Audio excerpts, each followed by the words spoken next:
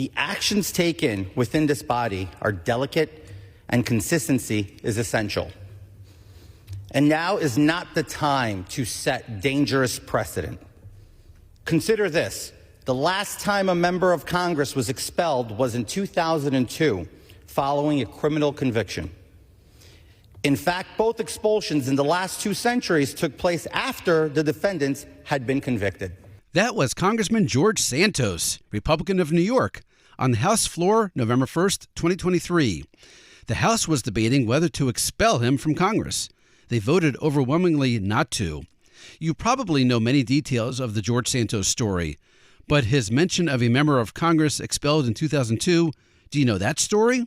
In this episode of C-SPAN's The Weekly, we remember the day 21 years ago, the last time members of the U.S. House of Representatives voted to expel a fellow member. That member of Congress, James Traficant. People often think C-SPAN is funded by the federal government. In fact, we're a nonprofit organization that receives no government funding. As news consumption changes, you can help ensure the future of C-SPAN's unfiltered coverage of national government and politics. We hope you will consider making a tax-deductible contribution that will support our daily editorial operations. To learn more, visit c-span.org/donate. Here's the House Clerk, November 1st, 2023. Now, therefore, be it resolved that pursuant to Article 1, Section 5, Clause 2 of the Constitution of the United States, Representative George Santos be, and he hereby is, expelled from the House of Representatives. And here's the House Clerk, July 24th, 2002. House Resolution 495, resolved that pursuant to Article 1, Section 5, Clause 2 of the United States Constitution, Representative James A. Traficant, Jr. be, and he hereby is expelled from the House of Representatives. What was wrong with James Traficant? Let's hear from Joel Heffley, Republican of Colorado and chairman of the Ethics Committee. Bribery by trading official acts and influence for things of value, demanding and accepting salary kickbacks from his congressional employees, influencing a congressional employee to destroy evidence and to provide false testimony to a federal grand jury, receiving personal labor and the services from his congressional employees while they were being paid by the taxpayers to perform public service, and filing false income tax returns. Congressman Heffley provided this history. In its 213-year history, the House has expelled only 4 of its members. 3 of those expulsions occurred during the Civil War and were based on charges of treason. The 4th expulsion was that of Representative Michael J. Myers in 1980 and was based on Representative Myers' conviction on federal bribery and conspiracy charges arising from the Abscam investigation. It is important to note, however, that the number of actual expulsions from the House should be considered with regard in light of the fact that a number of members who committed violations of the most serious nature resigned their seats or lost elections before formal action could be taken. And here's Howard Berman, Democrat of California and ranking member of the Ethics Committee. Mr. Speaker, we are much preoccupied these days, both as elected officials and as private citizens, by breaches of public trust. We may enact legislation before we recess to protect the public from unethical conduct in the corporate arena. But to state what should be obvious, each of us in this very body has weighty responsibilities in this vein as well, not to abuse those who seek government assistance through our offices, and not to abuse those who work for us. To fail to expel the gentleman from Ohio in the face of the vast evidence spread out in the record is to say that a member can behave as he has and retain membership in this institution. That cannot be our message today. I urge my colleagues to take the difficult action, thankfully rare but abundantly warranted in this case, of voting for the motion to expel. Speaker Dennis Hastert gave a warning about behavior. While a wide range of discussion is permitted during debate on a disciplinary resolution, Clause 1 of Rule 17 prohibits the use of language which is personally abusive.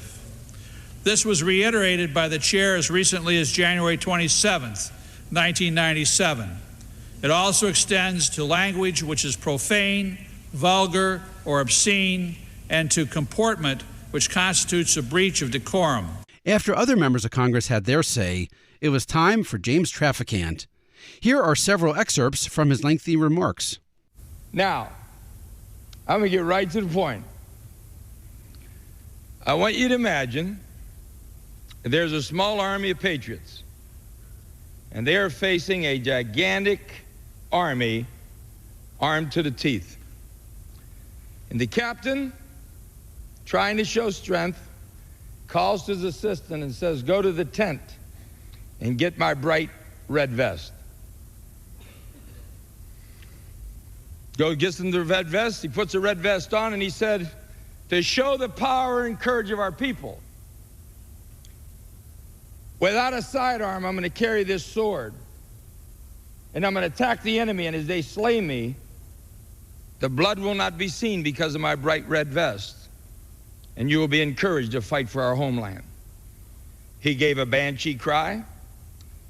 He ran out in the battle and was destroyed. His assistant come up, and he called his attendant. He said, "Go to the tent and get me those dark brown pants."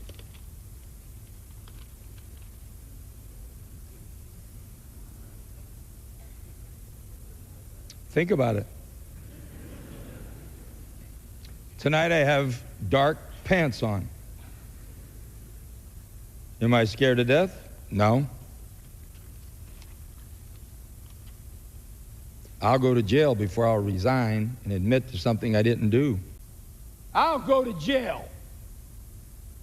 But I'll be damned if I'll be pressured by a government that pressured these witnesses to death to get a conviction on a target, the #1 target in the country. Jim Kirchhoff, who was an FBI paid special agent, she would not let him testify, said, "If you get us anything on Traficant, we'll build a monument to you." I got an affidavit from a guy just sent to me from Canada that I helped in a case where 11 Chinese were arrested. And he said that, "I want to thank Jim Traficant publicly." They say, "Stay away from Traficant. Don't mention his name, we're going to get him." I had an FBI agent that compromised one of my constituents under mental instability, desperately trying to save custody of her child, compromised her into sex. She said, "Jimmy didn't throw me to the ground.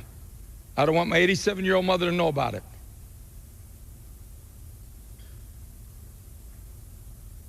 FBI agent Anthony Speranza. And I'll be damned if someone is going to rape one of my constituents. Suspend.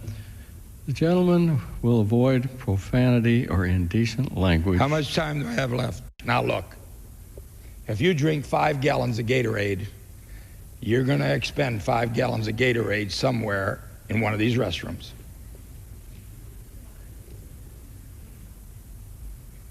You know what you have before you? We're getting to the point where a RICO case is going to be brought against a group of housewives for conspiring to buy Kellogg cereal. Now, I said this on radio, and I'm on the House floor. I'm going to say it to you right now. I call Janet Reno a traitor, and I believe in my heart she is.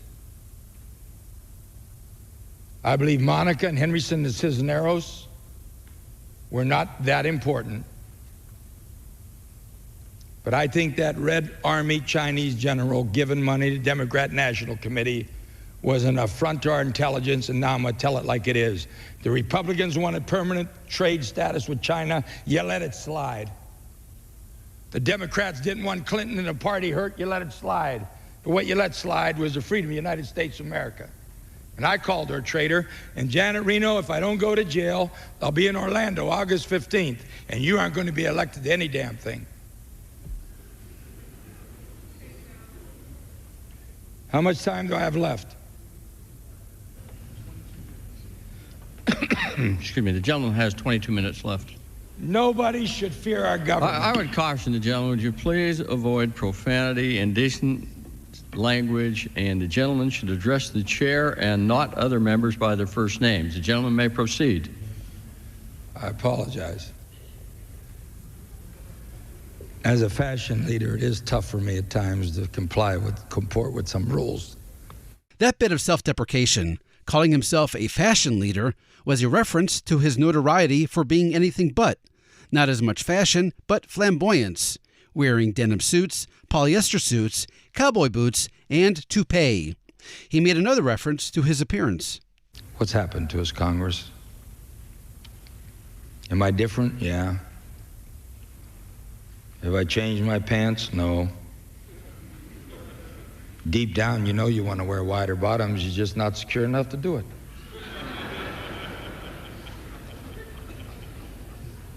Do I wear skinny ties? Yeah. Coach, wide ties make me look heavier than I am, and I'm heavy enough.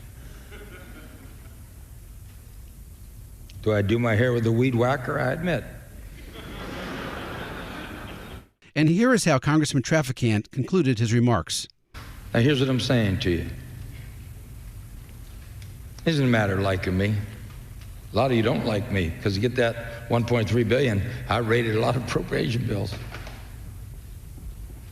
But I want your vote. I want 145 votes, and I want to be able to go up, and I want to fight the Justice Department and the IRS. They put me in jail, you have a very easy vote, and I predict you will. I think as a member of Congress, I want you to just think of this. There may come a time where you might get targeted. You know what I was told? Watch what you say. You're too outspoken. Watch what you say. Shut up about the Reno case.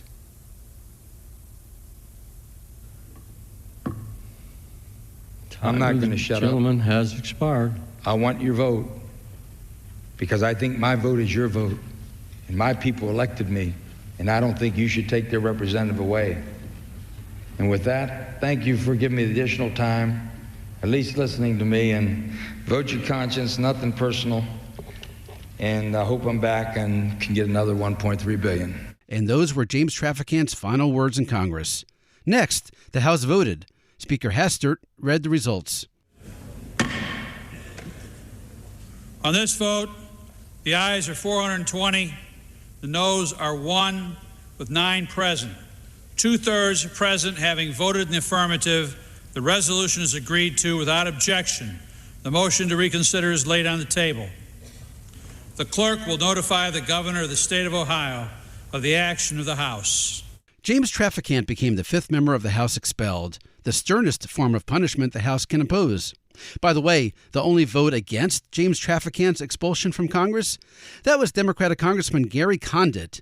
He had been defeated in a primary after he became known for a relationship with a missing intern, Chandra Levy.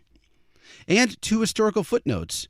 First, the last time a U.S. Senator was expelled, 1862, for supporting the Confederacy in the Civil War. And second, that speech in July 2002 wasn't just James Traficant's last speaking appearance in Congress. It was also his last appearance on C-SPAN. He ended up going to jail for 7 years, but that didn't stop him from running for office again. He even teased his next campaign on the House floor that final day. Flying members of Congress around, getting senators' girlfriends gifts. But you get out of jail free by getting a man right here. Here's a problem in America, and you must take America back. And I am running as an independent. Don't be surprised if I don't win behind bars. And in fact, in 2002, he did run as an independent. He was seeking a 10th term in Congress, and his first from a federal prison cell. He got 15% of the vote. James Traficant died in 2014 on his farm in Ohio. His tractor fell on him. And now, a bonus clip.